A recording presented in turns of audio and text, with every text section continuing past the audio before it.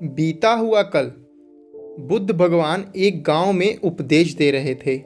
उन्होंने कहा कि हर किसी को धरती माता की तरह सहनशील तथा क्षमाशील होना चाहिए। क्रोध ऐसी आग है जिसमें क्रोध करने वाला दूसरों को जलाएगा तथा खुद भी जल जाएगा। सभा में सभी शांति से बुद्ध की वाणी सुन रहे थे, लेकिन वहां स्वभाव से अति क्रोधी एक व्यक्ति भी बैठा हुआ था, जिसे ये सारी बातें बेतुकी लग रही थीं। वह कुछ देर ये सब सुनता रहा, फिर अचानक ही आग बबूला होकर बोलने लगा, तुम पाखंडी हो, बड़ी बड़ी बात करना यही तुम्हारा काम है। तुम लोगों को भ्रमित कर रहे हो। तुम्हारी ये बातें आज के समय में कोई मायने नहीं रखती। ऐसे कई कटु वचनों से सुनकर भी बुद्ध शांत रहे। उसकी बातों से ना तो वह दुखी हुए, ना ही कोई प्रतिक्रिया की। यह देखकर वह व्यक्ति और भी क्रोधित हो गया और उसने बुद्ध के मुंह पर थूक कर वहां से चला गया।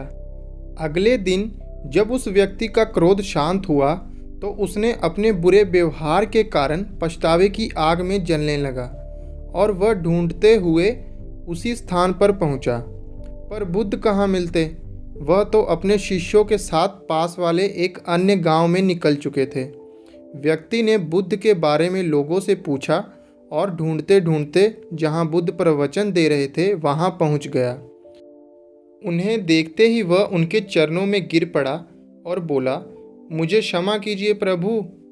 बुद्ध ने पूछा, कौन हो भाई? तुम्हें क्या हुआ है? क्यों क्षमा मांग रहे हो?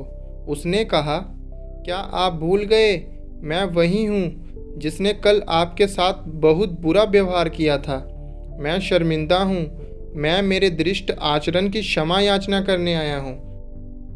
भगवान बुद्ध ने प्रेम पूर्वक कहा, बीता हुआ कल मैं वहीं छोड़कर आ गया और तुम अभी भी वहीं अटके हुए हो। तुम्हें अपनी गलती का आभास हो गया। तुमने पश्चाताप कर लिया। तुम निर्मल हो चुके हो। अब तुम आज में प्रवेश करो। बुरी बातें तथा बुरी घटनाएं याद करते रहने से वर्तमान और भविष्य दोनों बिगड़ते जाते हैं। बीते हुए कल के कारण आज को मत बिगाड़ो। उस व्यक्ति का सारा बोझ उतर गया। उसने भगवान बुद्ध के चरणों में पड़कर क्रोध को त्यागा तथा क्षमाशीलता का संकल्प लिया। बुद्ध ने उसके मस्तिष्क पर आशीष का हाथ रखा।